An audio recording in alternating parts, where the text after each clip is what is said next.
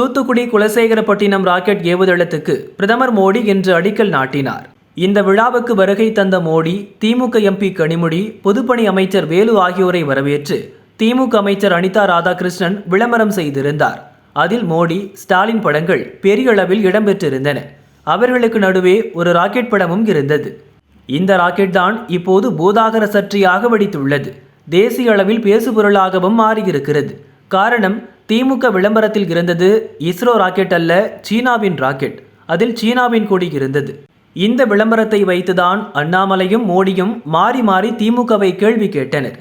இந்தியாவின் இறையாண்மையை திமுக புறக்கணித்துவிட்டது என அண்ணாமலை கூறினார்.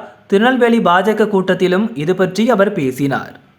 ஐயா பாருங்க, தூத்துக்குடியிலிருந்து இங்க வந்திருக்கிறாங்க. தூத்துக்குடியில இந்தியாவினுடைய அடுத்த ஏவுதளத்திற்கான அடிக்கல் நிகழ்ச்சியை நடத்திவிட்டு அங்க இருக்கக்கூடிய நம்முடைய தூத்துக்குடி போர்ட்டினுடைய நிகழ்ச்சி நடத்திவிட்டு வந்திருக்கிறாங்க. நேற்று திருவனந்தபுரத்தில் விண்வெளி செல்லக்கூடிய 4 இந்தியர்களை அறிமுகப்படுத்திவிட்டு இங்கே வந்து அமர்ந்திருக்கின்றார்கள். எவ்வளவு பெரிய ஒரு வளர்ந்த பாரதத்திற்கு அடித்தளத்தை அமைத்துக் கொண்டிருக்காங்க பாருங்க. இன்னைக்கு காலையில திராவிட முன்னேற்ற கழகம் ஒரு பத்திரிகை விளம்பரம் கொடுத்திருக்கிறாங்க. ஐயாவுடைய போட்டோவை போட்டு, முதலமைச்சருடைய போட்டோவை போட்டு, ஒரு சைனா நாடு சைனா நாட்டினுடைய ராக்கெட்டை போட்டிருக்கிறாங்க. ஒரு பக்கம் நம்முடைய பிரதமர் அவர்கள் நேற்று திருவனந்தபுரத்தில் 4 இந்தியர்கள் யார் விண்வெளிக்கு செல்வார்கள் என்று அடையாளம் காட்டிவிட்டு வந்திருக்கின்றார்கள். இங்க சைனாக்காரன் படத்தை போடுறான். இதிலிருந்தே தெரிந்து கொள்ள வேண்டும் சகோதர சகோதரிகளே, நாட்டுக்காக யார் இருக்கின்றார்கள்? 142 கோடி மக்களுக்காக யார் வாழ்கின்றார்கள்?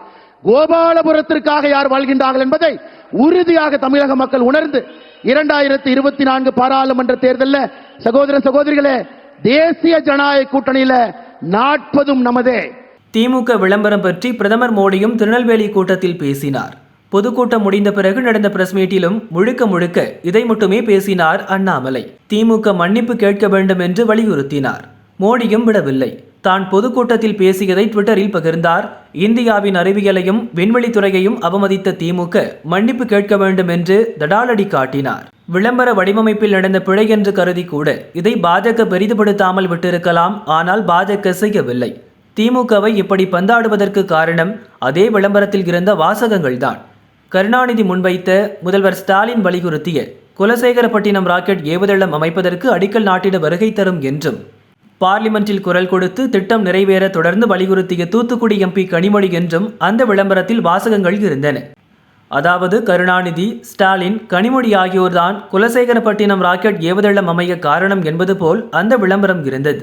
இதுதான் பாஜகவுக்கு கடும் எரிச்சலை உண்டு பண்ணியது.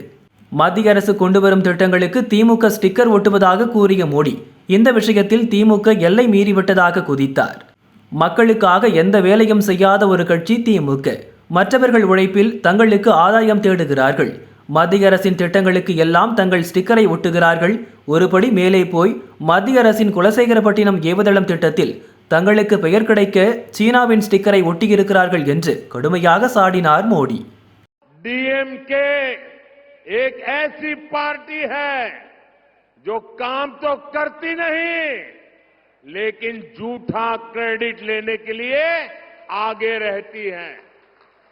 ये कौन नहीं जानता कि ये लोग हमारी स्कीम पर अपने स्टिकर चिपका देते हैं.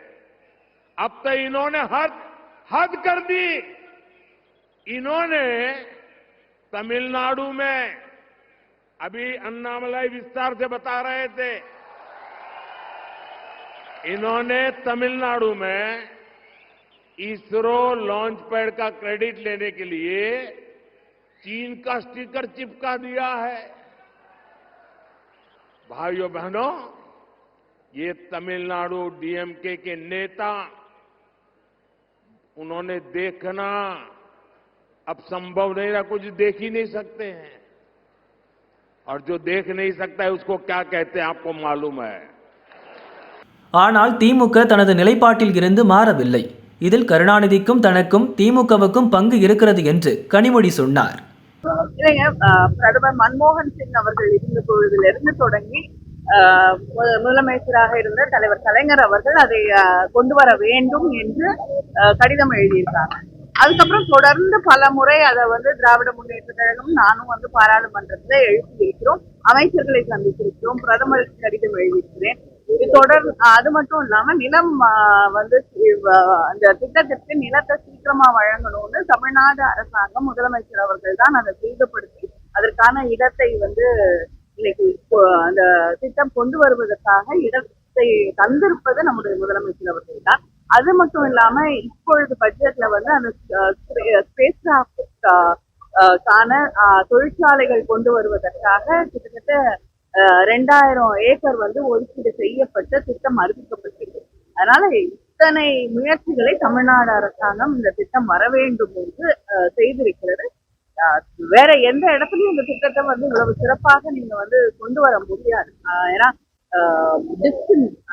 அந்த ராக்கெட்டை வந்து லான்ச் பண்றதுக்கான டிஸ்டன்ஸ் வந்து இந்த இடம் தான் சரியான சிறப்பான இடம் அப்படிங்கிறது அறிவியல் பூர்வமாக விஞ்ஞானிகள் கணக்கு செய்து அதை வந்து அறிவித்திருக்கிறார்கள். அதனாலதான் இந்த திட்டத்தை தொடர்ந்து நாம் வலியுறுத்தி இதை வாங்கினோம். இதை அண்ணாமலை மீண்டும் கண்டித்தார். ஸ்ரீஹரிகோட்டா ராக்கெட் ஏவுதளம் தமிழகத்துக்கு வந்திருக்க வேண்டும், அது ஆந்திராவுக்கு போனதற்கு காரணமே திமுக தான் என்றார். திமுகவினுடைய அமைச்சர் அனிதா ராதாகிருஷ்ணன் அவர்கள் பத்திரிகையில விளம்பரம் கொடுக்கிறாங்க. மோடி அவர்கள் படத்தை போட்டு, அவர்களுடைய தலைவர்கள் படத்தை எல்லாம் போட்டு, பின்னாடி வந்து பாத்தீங்கன்னா சைனீஸ் ராக்கெட்டை போட்டோ போட்டு பறக்குது. இது எந்த அளவுக்கு துரதிருஷ்டவசமானதுன்னா, திராவிட முன்னேற்ற கழகத்துக்கு என்ன தெரியும் நமக்கு தெரியலங்க ஐயா.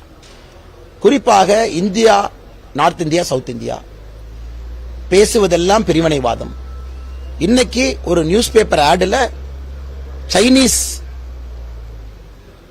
ராக்கெட்டை போட்டு அதற்கு வந்து சைனீஸ் பிளாக் ஸ்டிக் பண்ணிருக்காங்க. இதை பிரதமர் அவங்க சொன்னாங்க, விழாலேயே பேசும்போது சொன்னாங்க, திமுக காரங்க ஸ்டிக்கர் ஒட்டுவாங்க, எல்லா மத்திய அரசு திட்டங்களுக்கு ஸ்டிக்கர் ஒட்டுவாங்கன்னு தெரியும், ஆனா இன்னைக்கு சைனீஸ் ஸ்டிக்கரை கொண்டு வந்து ஒட்டி வச்சிருக்காங்க பாருங்கன்னு பிரதமர் சொன்னாங்க. இன்னைக்கு திமுக நண்பர்கள் கனிமொழி அவர்கள் உட்பட இல்ல நாங்க என்ன தப்பு பண்ணிட்டோம், சைனா படத்தை தானே போட்டோம், அதுல என்ன தப்புன்னு சொல்றவங்களுக்கு நான் பதில் சொல்ல கடமைப்பட்டிருக்கின்றேன். அண்ணாதுரை ஐயா அவர்கள் 1967 இருந்து 69 நம்முடைய முதலமைச்சராக இருந்த பொழுது புரொஃபசர் சதீஷ் தவான் அவர்கள் தமிழகத்திற்கு இந்தியாவுடைய முதல் விண்வெளிக்கு ராக்கெட் ஏவக்கூடிய நிலையத்தை கொடுப்பதற்காக வந்தாங்க. மீட்டிங் நடந்துச்சு. அன்னைக்கு அண்ணாதுரை ஐயானால வர முடியல, தோள்பட்டை வலி. அண்ணாதுரை ஐயா அவர்கள் அமைச்சர் மதியழகன் அவர்கள் நிகழ்ச்சிக்கு அனுப்பி வைக்கிறாங்க. மதியழகன் அவர்கள் வந்ததே லேட்டு. நீங்க கேட்க வேணாம், அண்ணா எங்கிருந்து சொல்றீங்கன்னு. யாராவது சந்தேகம் இருந்தா ரெடி டு ஃபயர் அப்படிங்கிற புத்தகம், நம்பி நாராயணன் அவர்கள் எழுதின புத்தகம், அந்த ISRO ஸ்பை கேஸ் நம்பி நாராயணன் எழுதின புத்தகத்தை நீங்க வாங்கி படிக்கணும். ப்ளூம்ஸ்பெரி பப்ளிஷ் பண்ணிருக்காங்க. அருண் அப்படிங்கிற ஒரு ஆத்தர் அதில் இருக்காங்க. மிக தெளிவாக குறிப்பிட்டிருக்கின்றார்கள், மதியழகன் வந்ததே லேட்டு, வரும் பொழுது இன்எபிரேட்டட் ஸ்டேட், இன்எபிரேட்டட்னா குடிச்சிட்டு வந்தா இன்எபிரேட்டட்னு சொல்லுவோம், நடக்க கூட முடியல, 2 பேர் கைத்தாங்களா தூக்கிட்டு வந்தாங்க. அதை பார்த்தோன்னே சதீஷ் தவன் முடிவு பண்ணிட்டாரு, நாம தமிழகத்திற்கு இதை கொடுக்க கூடாது. அப்புறம் தான் ஸ்ரீஹரிகோட்டாக்கு ஆந்திராக்கு போச்சு.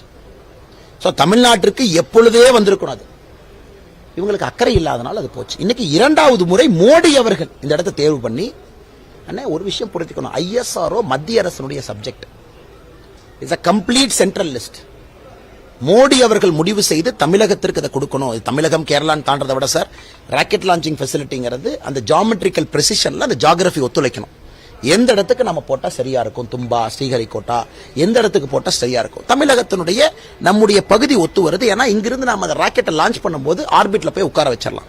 சோ நம்முடைய மாநிலம் அதற்கு ஏதுவா இருக்கு. வேற ஸ்டேட்ல நீங்க பண்ண முடியாது, கடல் பக்கத்துல இருந்து அனுகூலம் லான்ச் ஆகும் பொழுது. அதெல்லாம் பார்த்து மோடி அவர்கள் தமிழகத்துக்கு கொடுத்திருக்காங்க. இன்னைக்கு அடிக்கல் நாட்டுக்காக வந்திருக்கிறாங்க. இந்த நேரத்தில் அவங்க அதை போடுறாங்கன்னா உண்மையாலுமே திமுகவுக்கு நம்முடைய நாடின் மீது மதிப்பு இருக்கிறதா? இதை சகோதரி கனிமொழி அவங்க வந்து இல்ல நாங்க பண்ணது சரிதான்னு சொல்றாங்கன்னா, புரொஃபசர் சதீஷ் தவன் அவர்கள் எழுதிய புத்தகத்தை கனிமொழி படிச்சிருக்காங்களா? குறிப்பாக அவர்களுடைய முதல் கேபினெட்ல அமைச்சர் மதியழகனை பத்தி எழுதினதை படிச்சிருக்காங்களா? எதுவுமே தெரியாம இன்னைக்கு மோடி ஐயா சொன்னது போல எல்லாத்துக்கும் ஸ்டிக்கர் ஒட்டுற திமுக இதையே ஒரு ஸ்டிக்கர் நினைச்சு ஒட்டி விட்டாங்க. அதனால இதை வன்மையாக கண்டிக்கின்றோம். குறைந்தபட்சம் பொது மன்னிப்பு கேட்கணும். அமைச்சர் வந்து சாரி, தப்பு நடந்து போச்சு சார். இதுல இந்தியங்கிற விஷயத்தை பத்தி பேசுறோம் சார், அரசியல் எங்க சார் பேசுறோம்? நாட்டை பற்றி பேசிக் கொண்டிருக்கின்றோம், அரசியலே பேசலையே. எவ்வளவு ராக்கெட் PSLV GSLV எவ்வளவு லான்ச் பண்றோம், போட்டோவே இல்லையா? வாரம் லான்ச் பண்ணிட்டு இருக்கோம். 2 வாரத்துக்கு மேல லான்ச் பண்ண போட்டோ இல்லையா? ஏன்னா இந்தியா ராக்கெட்டே லான்ச் பண்ணல, பக்கத்து நாட்டில் போய் அந்த ராக்கெட் போட்டோ தேடி வந்து பிடிக்கிற அளவுக்கு நம்ம மோசமா இருக்கிறோமா? சர்ச்சைக்குரிய விளம்பரம் மூலம் ஒரே கல்லில் 2 மாங்காய் அடிக்க திமுக கணக்கு போட்டது அரசியல் நாகரிகத்துடன் மோடியை வரவேற்றது போலும் இருக்கும். தங்களால் தான் இந்த திட்டம் வந்தது என்றும் காட்டிக்கொள்ளவும் முடியும் என்று நினைத்தது. ஆனால் திமுகவின் கணக்கை மோடியும் அண்ணாமலையும் தவிடு பொடியாக்கி விட்டார்கள் என்கின்றனர் பாஜகவினர்.